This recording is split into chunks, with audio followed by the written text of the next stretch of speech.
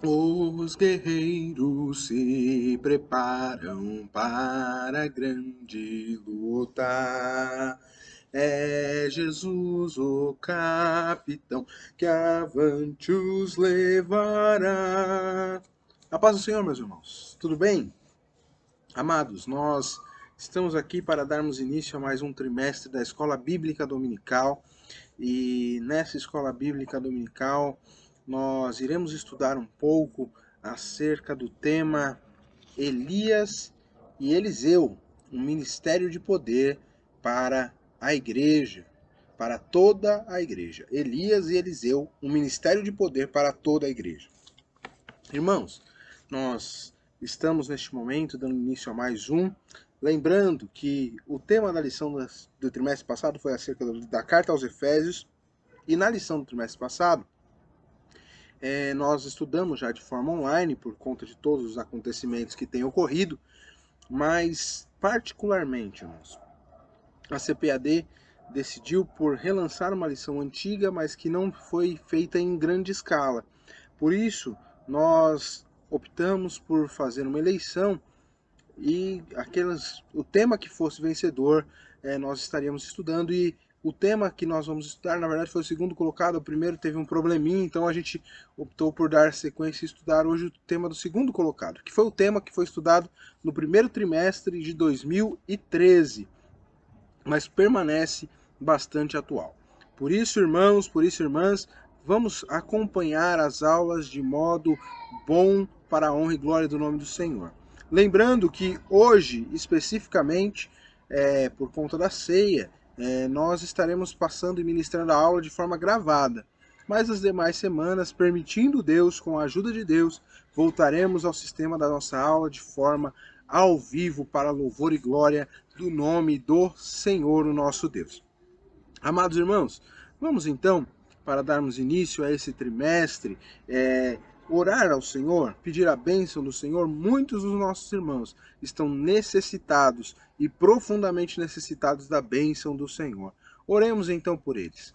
Soberano Deus e eterno Pai, Deus de amor e bondade, Deus de santa fidelidade e graça, nós estamos diante da Tua presença, Senhor, neste momento e neste dia, para bendizer e louvar ao nome do Senhor, porque o Senhor é bom, é justo, o Senhor é fiel, o Senhor é Deus sobre a nossa vida, o Senhor é Deus sobre a nossa casa, o Senhor é aquele que faz muito mais além do que pedimos ou pensamos, pelo poder que em nós opera do Teu Espírito Santo. Soberano Deus, eu quero te pedir neste momento, ó Pai, visita, Senhor Deus, nossos irmãos e irmãs que carecem da Tua graça, da Tua bênção, do teu vigor. Senhor Deus, entra, Pai Santo, com providência, Senhor, e derrama sobre nós de tal bênção, Senhor Deus, em nome de Jesus. Há muitos servos teus, Senhor Deus, amigos nossos, familiares, Senhor Deus, que estão neste momento acometidos, Senhor Deus, com este mal da Covid-19, mas, Senhor, em nome de Jesus, derrama da tua bênção, da tua graça, do teu milagre, Senhor Deus, e opera, Senhor Deus, eterno, Senhor, de uma forma bondosa, grandiosa e maravilhosa, Senhor Deus, da cura sobre eles. Senhor Deus, não somente sobre esta doença, mas tantos quanto estão com outras tantas doenças, ó Pai. Opera pelo teu favor, ó Deus, derramando da graça, da vida e da bênção do Senhor. Que em verdade, ó Pai, possamos estar voltados ao Senhor, recebendo a Tua bondade, aprendendo neste tempo de dificuldade. Se, pois, com a Tua igreja, com cada servo Teu que acompanha esta aula, para o louvor e glória do Teu nome, em nome de Jesus. Amém, meus irmãos. Amém. Louvado e bendito é o nome santo do Senhor Jesus Cristo, aquele que vive e reina para sempre. Amados, nós, dando sequência, então, como já dissemos, nós vamos estudar hoje a primeira lição desse trimestre, que tem por título Elias e Eliseu, um ministério de poder para toda a igreja. Se nós olharmos aqui a capa desta revista, nós temos uma pomba, uma cruz e o fogo, que são símbolos do poder para a igreja. E talvez o grande foco do trimestre seja refletir e raciocinar como nós podemos associar o que Elias e Eliseu fizeram e como eles exerceram um ministério de poder em um período muito difícil do povo de Israel, E como isso pode ser refletido para nós, no nosso tempo hoje, como nesse tempo de dificuldade que nós temos tido, nós podemos exercer o ministério com o poder de Deus, através do poder de Deus, sem medo, mesmo com muitas dificuldades. Nós temos condições de executarmos tudo para o louvor e a glória do nome santo do Senhor Jesus. Por isso, meus irmãos, é importantíssimo que nós saibamos e valorizemos a realidade daquilo que Deus nos ensina dia após dia. A lição de hoje, irmãos, é a lição de número 1, que fala acerca da apostasia no reino de Israel. Ela foi escrita originalmente para ser ministrada dia 6 de janeiro de 2013, mas hoje nós vamos ministrar a palavra do Senhor no dia 5 de julho de 2020, mas com ela continuando extremamente atual. Antes de entrarmos na lição do dia de hoje especificamente, eu quero aqui apenas deixar algumas características gerais que são importantes para esse trimestre acerca de Elias e Eliseu. Elias tem um nome que significa o Senhor é Deus. Ele era tisbita, ele era da cidade de Tisbe, e isso a gente vai aprender na lição de número 2. Ele tinha um ministério mais solitário, mais pacato, e ele profetizou contra Acabe e Jezabel, e enfrentou os profetas de Baal como algo que nós conhecemos muito bem. E ele não morreu, mas ele foi levado ao céu, ele foi levado aos céus em uma grande forma por Deus, maravilhosamente por Deus, e deixou o seu ministério para Eliseu. E Eliseu, o seu nome significa Deus é a salvação. E ele exerce o seu ministério não mais no período de Acabe, mas no período de Jorão, Jeú, Jeocás e Joás. Além disso, ele tinha um ministério um pouco mais social, um pouco mais sociável do que o ministério de Elias. E ele encoraja os reis, e muitos reis, e nós vamos ver isso. E ele faz o dobro de milagres são feitos pelo poder de Deus através da vida de Eliseu, do que da vida de Elias. E mesmo na sepultura, os ossos dele conseguiram transmitir vida, não porque era ele, mas pelo poder de Deus. Então essas são algumas características dessas pessoas, Elias e Eliseu. E por que eu disse que ele é um ministério de poder num tempo muito, muito difícil, talvez um dos tempos mais sombrios de todo o Reino Norte. E aqui nós precisamos então de um contexto histórico para falarmos um pouco acerca da apostasia. Nós vamos ler o nosso texto áureo, a leitura bíblica em classe, posteriormente um pouco a esse contexto histórico, e depois nós fazemos a leitura, irmãos. O contexto histórico básico é o seguinte: o povo de Israel, ele viveu mais ou menos 120 anos como um único povo, sob a liderança de 3 reis diferentes. Sob a liderança de Saul, sob a liderança de Davi e sob a liderança de Salomão. Sob a liderança desses reis, o povo viveu de forma uniforme, como um único povo.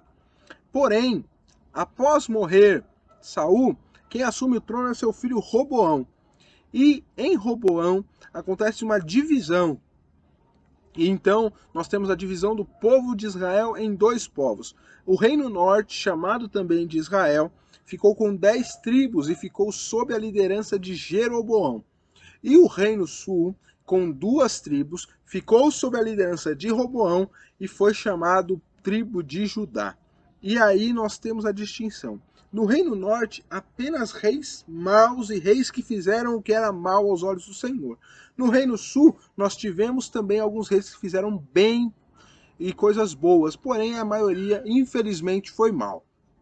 O que acontece com isso? Nessa divisão, irmãos, nós vamos perceber muitos pecados do povo e uma falência do povo, um distanciamento do povo para com Deus. Até culminar no tempo que é o tempo de Elias, que é o tempo do reinado do rei Acabe, onde o povo estava envolvido profundamente em uma apostasia diante de Deus. E com isso eu gostaria de fazer aqui a leitura do texto áureo. O texto áureo da nossa lição 1 diz assim, está escrito em 1 Reis 16, 31. E sucedeu que, como se fora coisa leve andar nos caminhos de Jeroboão, filho de Nadab, ainda tomou por mulher Jezabel, a filha de Etbaal, rei dos Sidônios, e foi e serviu a Baal, e se encurvou diante dele. Aqui está falando do rei Acabe, que vai viver e vai controlar Israel num dos períodos mais tristes da história do povo de Israel. Além disso, a verdade prática da lição de hoje nos diz que a apostasia na história do povo de Deus é um perigo real e não uma mera abstração. Por isso, é importante que nós vigiemos. O texto bíblico, a leitura bíblica em classe, ela tem por local 1 Reis, capítulo 16, do versículo 29 ao versículo 34. 1 Reis 16, do 29 ao 34. Leiamos, irmãos. E Acabe, filho de Onri, começou a reinar sobre Israel no ano 38º de Asa, rei de Judá. E reinou Acabe, filho de Onri, sobre Israel em Samaria 22 anos. E fez Acabe, filho de Onri, o que era mal aos olhos do Senhor, mais do que todos os que foram antes dele. E sucedeu que, como se fora coisa leve andar nos pecados de Jeroboão, filho de Nadab, ainda tomou por mulher a Jezabel, filha de Etbaal, rei dos Sidônios, e foi e serviu a Baal e se encurvou diante dele.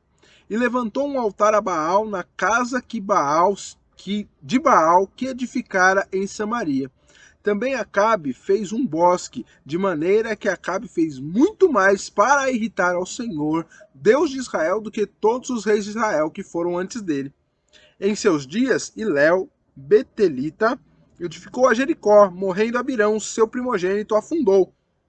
E morrendo Sedug, seu último, pôs suas portas, conforme palavra do Senhor, que falara pelo ministério de Josué, filho de Num. Então, irmãos, aqui nós temos o texto e o contexto histórico um pouco daquilo que foi o reinado de Acabe, de como foi o reinado de Acabe. Mas vamos voltar um pouquinho ao contexto histórico e entender como isso se deu. Se os irmãos abrirem suas Bíblias aí comigo, em 1 de Reis, capítulo 12, nós vamos ver algumas das questões que aconteceram. No 1 Reis, capítulo 12, Roboão assume a liderança do povo. Roboão passa, então, aí assume o reinado do reino de Israel. E Roboão, ele é aconselhado por anciãos. Ele é aconselhado a arrefecer um pouco, a deixar um pouco de lado os tributos que seu pai Salomão havia colocado contra o povo, porque aqueles tributos eram muito pesados, e por serem extremamente pesados, o povo já não estava mais aguentando pagá-los. O povo já estava julgado, já tinha um jugo muito forte, e é isso que diz no versículo 4. Então, o povo serviria a Roboão se ele mudasse um pouco aquela política. Porém, Roboão fez questão de não dar ouvidos àquilo que os mais velhos disseram. E antes foi tomar conselhos com o pessoal da sua geração. E o pessoal da sua geração disse para que ele não apenas tomasse e continuasse cobrando os impostos, como aumentasse as cargas e aumentasse de maneira pesada as cargas. Roboão deu ouvidos a esses seus companheiros e por isso Roboão fez todas essas coisas. Aumentou a carga sobre o povo. Inclusive, no capítulo 12, no versículo 11, diz assim: assim que se meu pai vos carregou de jugo pesado, eu vos aumentarei vosso jugo. Meu pai vos castigou com açoites, eu vou, porém, vos castigar com escorpiões. O que isso quer dizer, irmãos? Isso quer dizer que Roboão aumentaria consideravelmente a carga sobre o povo. Mas o povo, irmãos, não ficou feliz. O povo já estava sendo açoitado, assolado por muito tempo com cargas pesadas de impostos que Salomão havia colocado. De tal forma que se levanta um homem chamado Jeroboão. E Jeroboão consegue trazer com ele boa parte do povo. E o povo segue então Jeroboão. E Jeroboão consegue então a divisão do reino. Com Jeroboão, acontece que 10 tribos passam a segui-lo, ficando então apenas 2 tribos, o reino de Judá, sob a liderança de Roboão.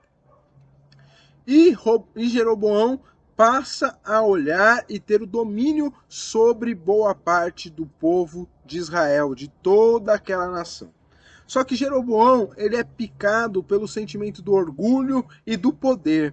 Jeroboão é picado pelo sentimento do orgulho e do poder.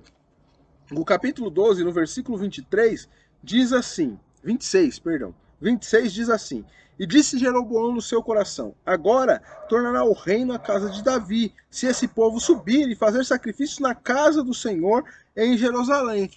O coração deste povo se tornará o seu senhor, a Roboão, rei de Judá, e me matarão e tornarão Roboão, rei de Judá, e tornarão a Roboão, rei de Judá. Ou seja, a sede pelo poder tomou tal forma o coração de Jeroboão que ele passa a impedir que o povo volte a Jerusalém para adorar a Deus como era costume. Então ele busca uma estratégia para que o povo deixe de fazer sua peregrinação a Jerusalém e adorar ao Senhor, porque ele disse em seu coração que se o povo fosse a Jerusalém praticar os sacrifícios na casa do Senhor, como deveria ser praticado no templo do Senhor, aquele povo voltaria o seu coração a Deus e também se tornaria novamente servo de Roboão, e faria com que ele perdesse o domínio do reino de Israel. Então ele busca uma estratégia. E qual é a estratégia que o rei toma? Ele faz 2 bezerros de ouro, coloca um na cidade de Dan e outro na cidade de Betel, nas pontas do reino de Israel, e manda o povo ir fazer adoração não mais em Jerusalém e no templo do Senhor, mas ir fazer adoração junto aos bezerros de ouro que estavam em Dan e em Betel. E ele inclusive diz: é muito trabalho para vocês subirem até Jerusalém. Antes, vês aqui, olha aqui, vocês vão contemplar aqui os deuses que te tiraram do Egito. Então, ele fez os bezerros de ouro e, não conformado com isso, fez o povo adentrar no pecado dos bezerros de ouro. Irmãos, aqui nós temos algumas lições muito práticas para as nossas vidas. A primeira delas diz respeito a Roboão. Roboão ouviu o conselho das pessoas erradas. Existiram pessoas que o aconselhariam para o bem, mas ele preferiu ouvir conselho de pessoas que não poderiam o levar para um momento melhor. Por isso, nós precisamos tomar cuidado com quem nós ouvimos. Muitas pessoas parecem que têm bons conselhos, mas de fato só trazem conselhos que nos levam à destruição. Segunda coisa que nós podemos aprender aqui, que nós precisamos tomar muito cuidado para que não deixar com que o orgulho se assenhorie do nosso coração. Jeroboão tinha uma boa possibilidade de conduzir boa parte da nação, mas o orgulho tomou tal forma o coração dele que ele deixa ser enganado. Bem, seguindo a história do povo de Israel, o que passa a acontecer aqui é que as 10 tribos então ficam e começam a adorar o bezerro de ouro, e começam a adorar os bezerros de ouro que estão em Betel e em Dan. E Jeroboão fazia uma festa e sacrificava o altar ali naquelas cidades. E diz que ele sacrificou o altar que fizeram em Betel no 15º dia do 8º mês, no mês que ele tinha imaginado no seu coração. Assim fez a festa aos filhos de Israel e sacrificou no altar do bezerro de ouro, queimando incenso. Ou seja, Jeroboão, ele peca e faz todo o povo de Israel pecar. O que passa a acontecer aqui, irmãos? Passa a acontecer este início da apostasia do povo de Israel. Nós podemos dizer assim, porque a apostasia, irmãos, não acontece de uma hora para outra. A palavra-chave dessa lição é apostasia, que é um abandono, uma deserção de fé, de acordo com o dicionário Wycliffe. Mas o que é isso? Um abandono da fé, irmãos, nunca vai acontecer de modo veemente e exclusivo uma única vez. Não, um abandono de fé vai ser sempre um processo que é começado de uma maneira até o término de uma maneira muito bruta. Então, com Jeroboão se começa um afastamento de fé. Inclusive, Deus vai desafiar a Jeroboão e vai levá-lo a uma reflexão, mas ele vai mostrar que o seu coração estava desviado de Deus. No capítulo 13, nós vamos ver que aparece um homem, um profeta de Deus, ali em Betel.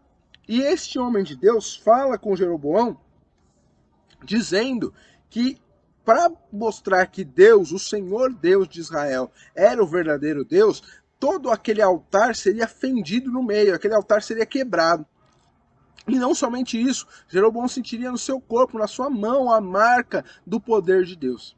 Pois é, irmãos, isso aconteceu de fato. Diz o texto que o rei ouviu a palavra do homem de Deus que clamara contra o altar. E quando ele foi estender a sua mão sobre o altar, dizendo que a mão dele se estenderia contra ele, e a mão do rei se secou.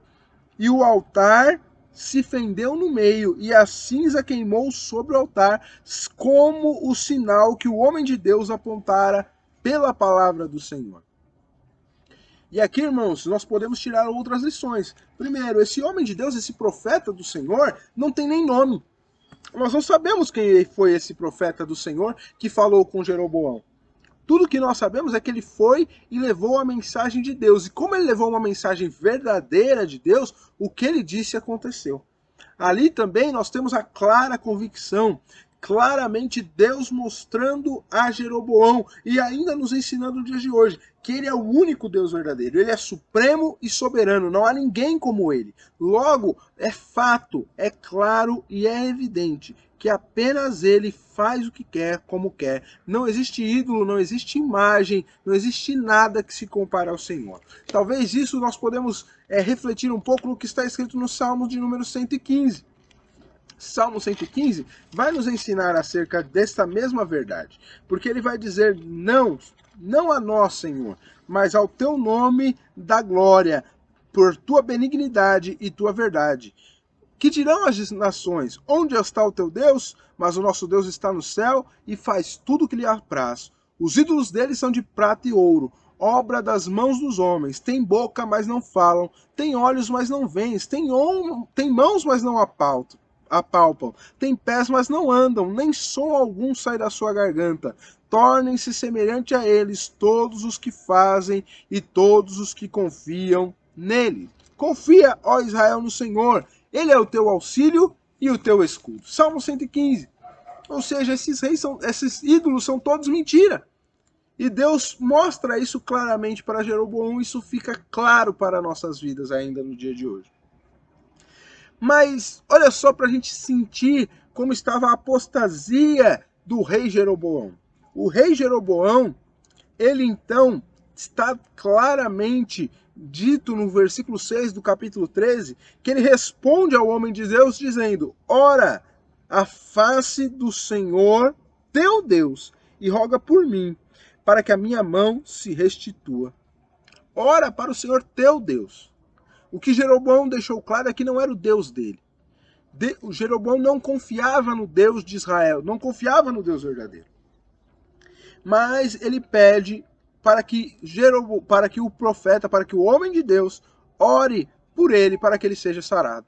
Irmãos, quantas vezes isso não tem acontecido conosco?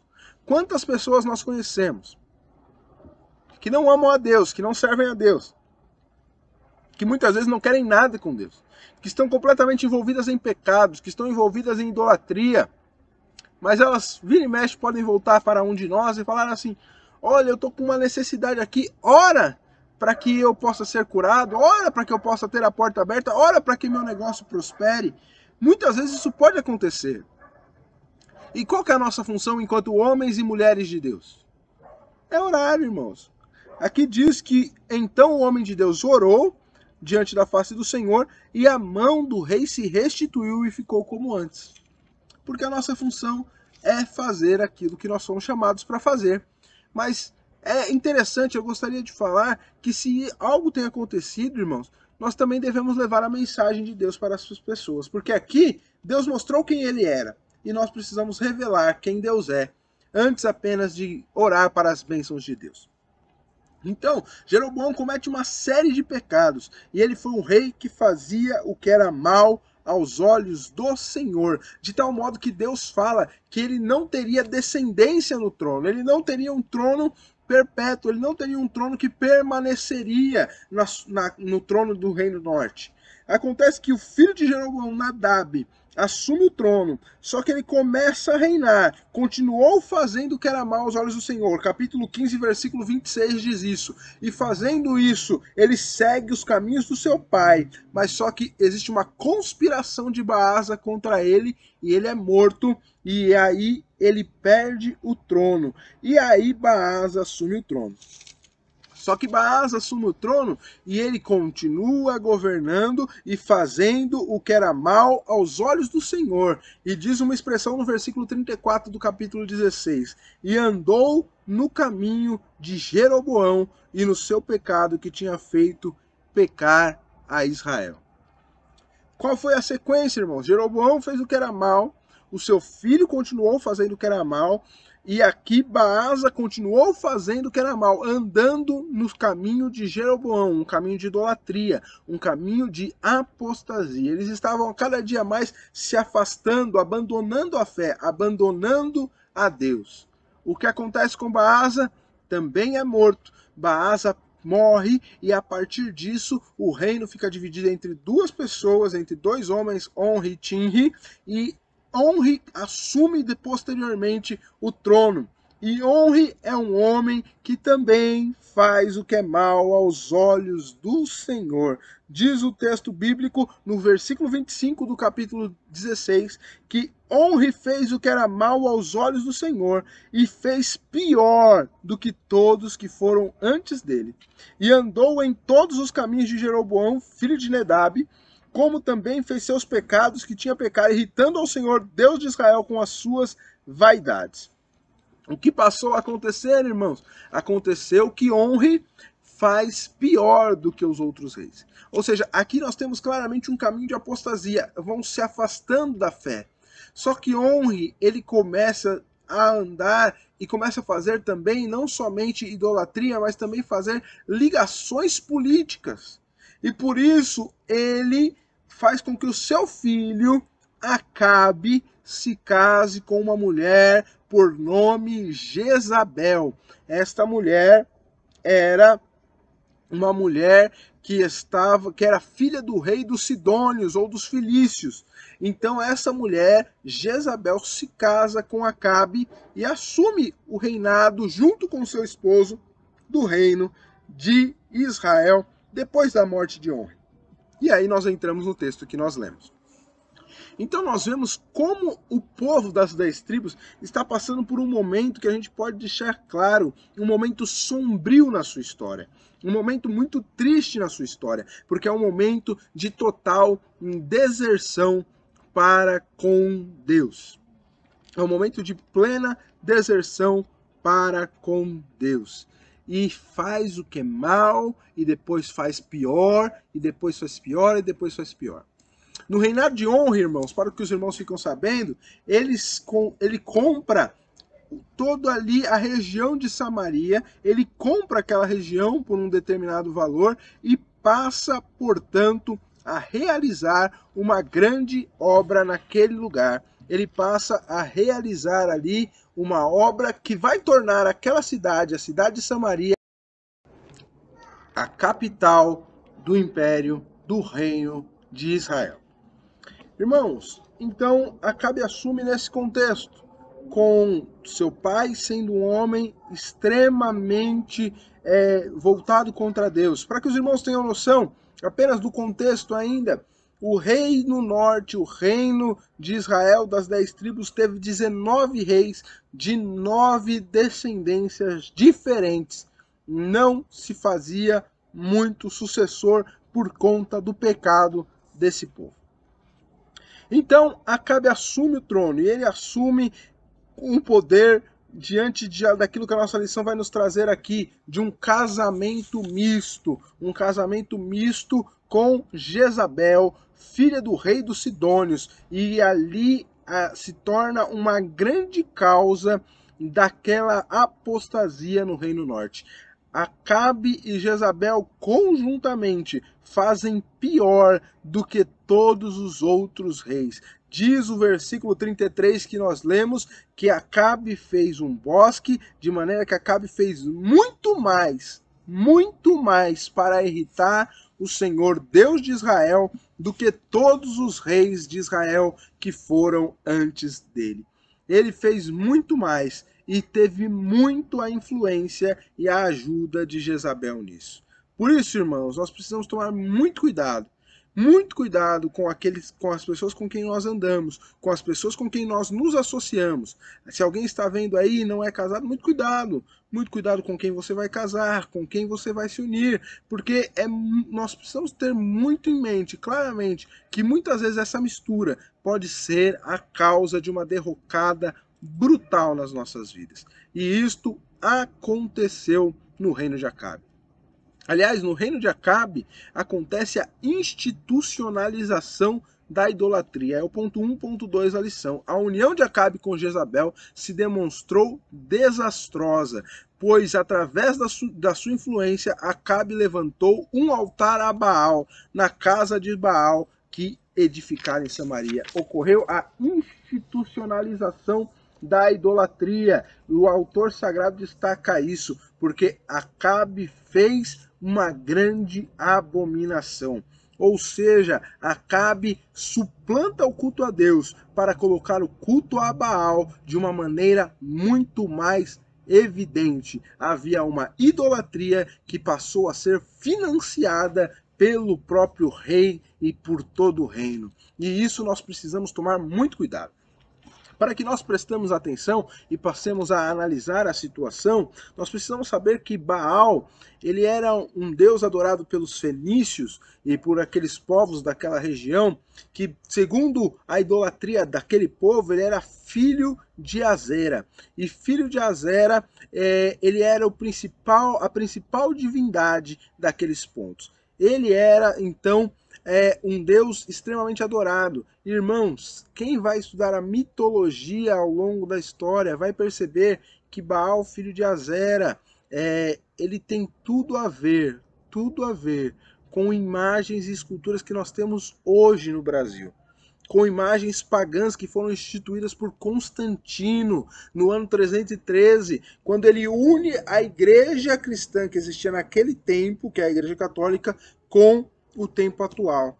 Quem fizer esse tipo de pesquisa vai prestar atenção e vai perceber que ao longo da história, esta divindade que era conhecida por Baal, hoje ainda é adorada por muitas pessoas que têm ídolos nas suas casas. Portanto, tomemos cuidado, muito cuidado. A idolatria é algo terrível e tenebroso.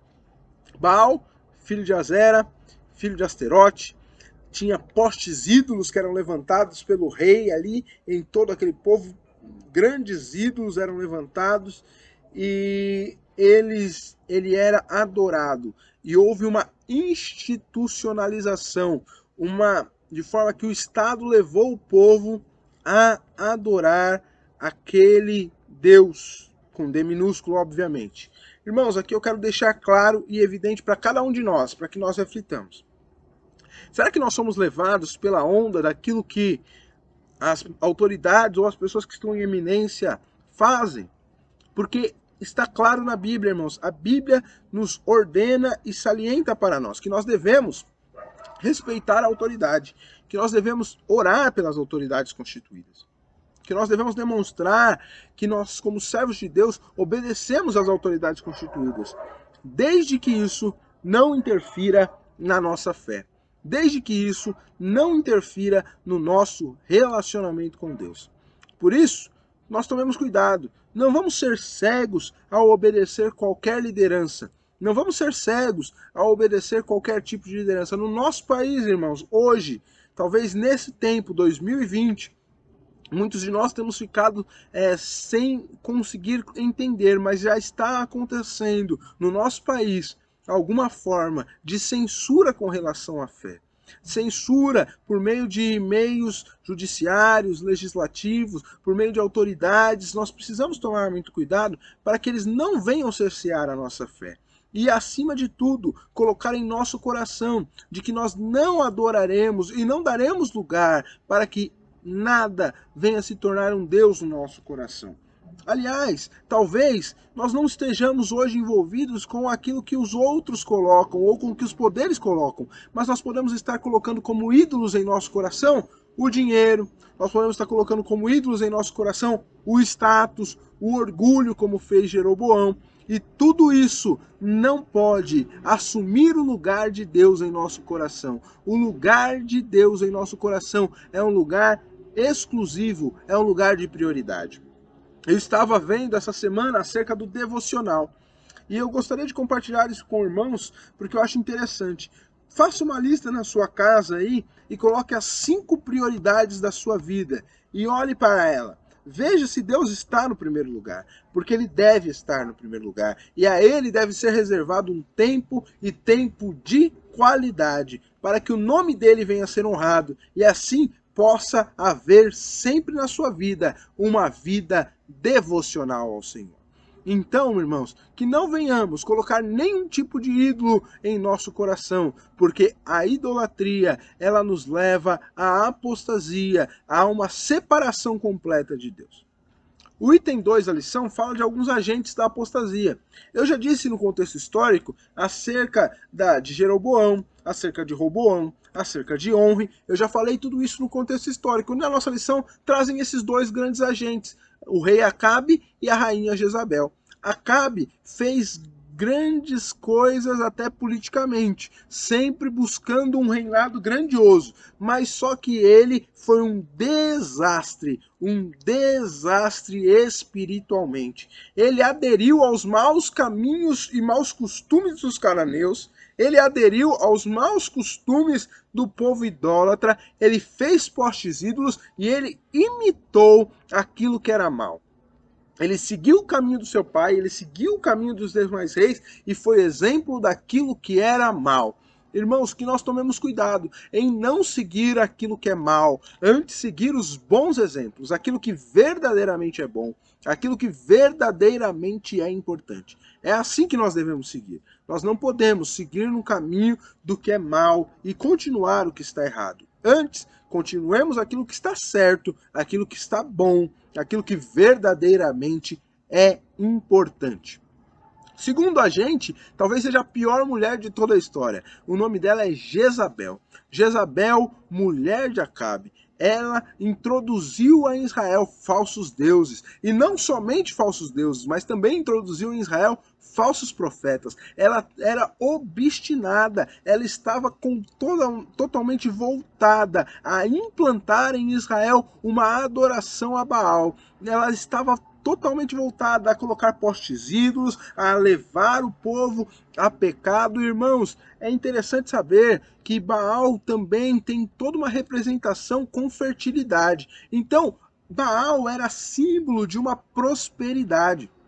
Então o culto a Baal era voltado cada vez mais para que aquele povo que o adorava fosse próspero, para que aquele povo que o exaltava fosse fértil. Era ele, segundo a mitologia dos cananeus, que fazia com que viesse a prosperidade. E no tempo de seca, no tempo do inverno rigoroso, nos tempos das dificuldades, seria como se o Deus da morte tivesse destruído a Baal e ele tivesse que ser depois renascido por Azera. Era essa a mitologia da época. E muitas pessoas caíram, muitos dos israelitas caíram e tinham pequenos Baals, pequenos Baalins em suas casas, adorando a Baal em busca da prosperidade. Inclusive, é dito que na arqueologia do Reino Norte, muitas das coisas que são muito achadas são pequenas imagens de Baal. São achadas nas mais diversas localidades do povo de Israel.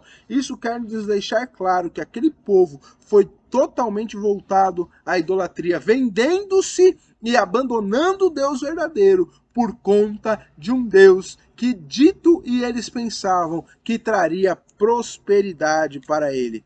Não fosse a intervenção do Senhor através dos profetas, em especial Elias, diz aqui a nossa lição, ela teria conseguido colocar todo o povo de Israel para adorar a Baal. O Senhor sempre conta com alguém que ele levanta no meio da crise. Olha só como é que estava a situação. A situação era uma situação de crise profunda, mas Deus levanta Elias. E aqui, irmãos, eu quero deixar claro para nós mais uma lição muito prática. Existem agentes hoje no mundo que estão querendo levar o mundo e que estão querendo enganar o povo, inclusive dentro da igreja, a adorar a Baalins, a buscar prosperidade apenas, a querer coisas que não são do Senhor. Porque Deus faz prosperar e faz mesmo, mas só que a maior prosperidade é a salvação. Portanto, não venhamos a ser enganados, mas sejamos agentes de Deus nesse tempo, deixando claro que aquilo que o Senhor fez é exclusivo dele e a glória é dele. Ele não divide com ninguém. O ponto 3 da nossa lição vai falar das consequências da apostasia. A primeira delas é a perda da identidade nacional e espiritual. O povo de Israel, as 10 nações, as 10 tribos se tornam a nação de Israel, elas perdem completamente a sua identidade. Ela já não adorava mais a Deus verdadeiro. Antes ela estava cocheando em dois pensamentos.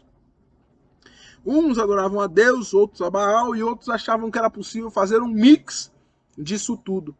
Mas o relato bíblico nos deixa claro que a nação que antes fora identificada pelo nome do Senhor, ela estava perdendo a sua identidade. Veja que é interessante porque a nação de Israel sempre foi chamada como a nação que teve o Deus dos seus pais, Abraão, Isaac, Jacó, o Deus que tirou eles da terra do Egito, o Deus que fez atravessar o Mar Vermelho, o Deus que fez atravessar o Jordão, o Deus que deu vitória contra Jericó, o Deus que levantou juízes, o Deus de Samuel que fez vencer batalhas, o Deus que até aqui ajudou o povo, mas o povo perdeu completamente esta referência. E aqui é importante, irmãos, nós não podemos perder a identidade de cristãos. Nós, como cristãos, temos identidade e nós precisamos mantê-la, irmãos. Manter a nossa identidade como cristão. Portanto, que nós possamos buscar isso de modo efetivo, buscar isso de maneira grandiosa. Nós, irmãos, por exemplo, somos pentecostais. E como pentecostais, nós devemos buscar o poder do Espírito Santo, porque essa é a nossa identidade. Se nós buscarmos entender um pouquinho da nossa história, como surgiu o pentecostalismo, quem foi Daniel Berg, quem foi Gunnar Ving, como surgiu a nossa igreja, isso vai nos ajudar a entender como chegou a história até nós. E nós não precisamos mais vestir chapéu como se vestia na década de 50, mas a identidade de cristão, essa nós não podemos de modo nenhum perder. Que nós mantenhamos firme e claramente isso em nosso coração.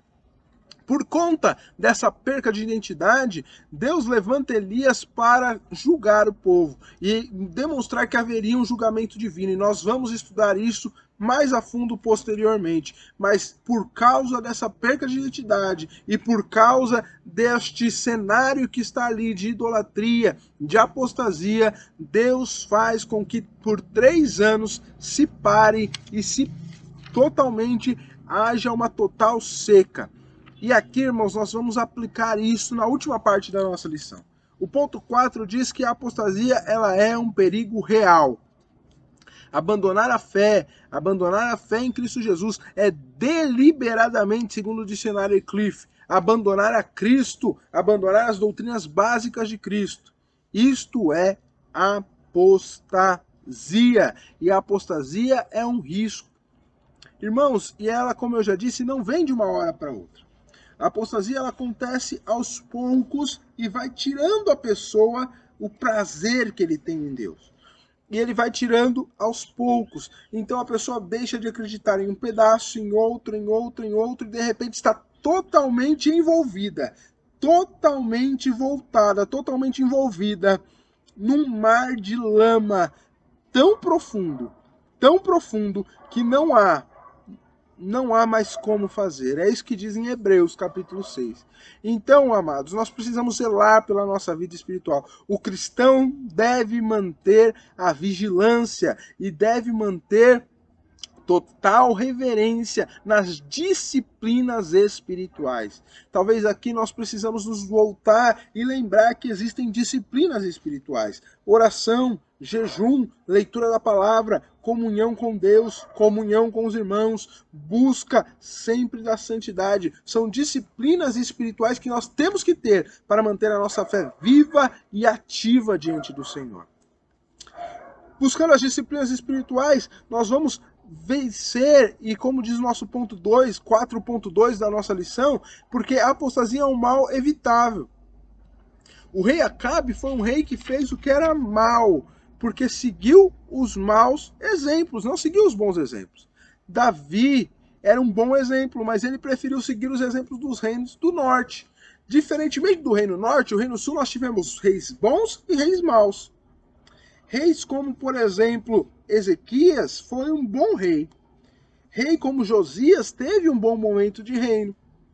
Só que também existiram reis que fizeram o que era mal aos olhos do Senhor. Por isso, irmãos, nós temos que procurar fazer as coisas da melhor forma possível. Nós precisamos nos contristar, nós precisamos nos arrepender, nós temos que ser levados pelo Espírito Santo dia após dia, confessar os nossos erros, os nossos pecados e aprender a seguir bons exemplos.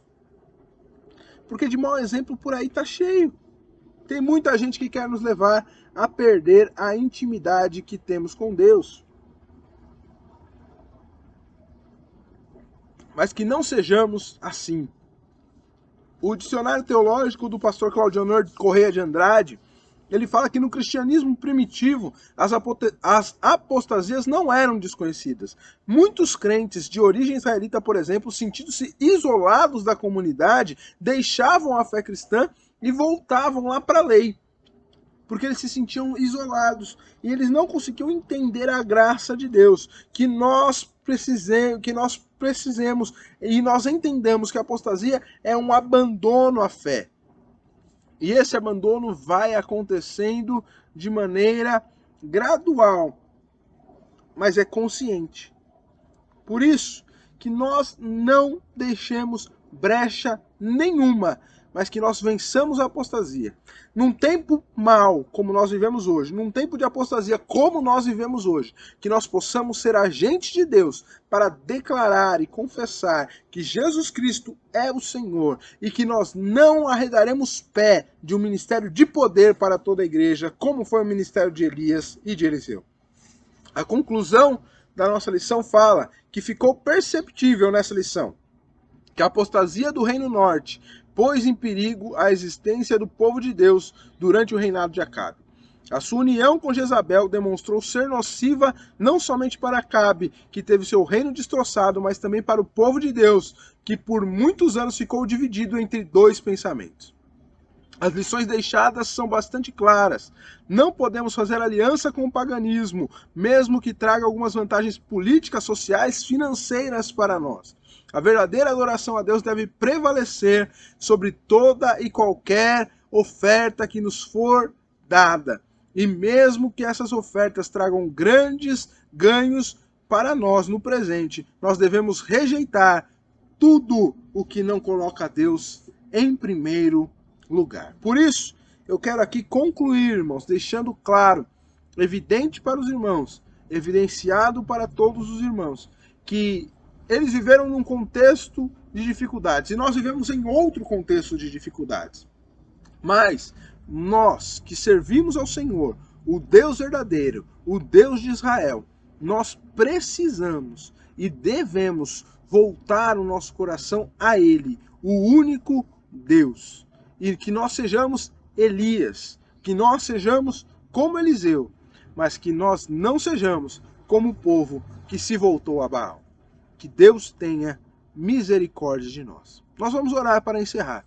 Soberano Deus, eterno Pai, que o Senhor possa, Pai Santo, através do poder dessa palavra, voltar-nos, Senhor Deus, a Ti com fé, contrição e alegria, para o louvor da Sua glória, porque nós dependemos de Ti. Nós precisamos de Ti. Nós não somos nada sem Ti. Ó Santo Senhor, Deus da nossa vida, fica conosco pela Sua bondade, pelo Seu amor e pela graça infinda do Senhor. E em nome de Jesus, é o que nós Te pedimos e Te agradecemos, ó Pai. Amém. Que Deus abençoe a cada um dos irmãos em Cristo Jesus.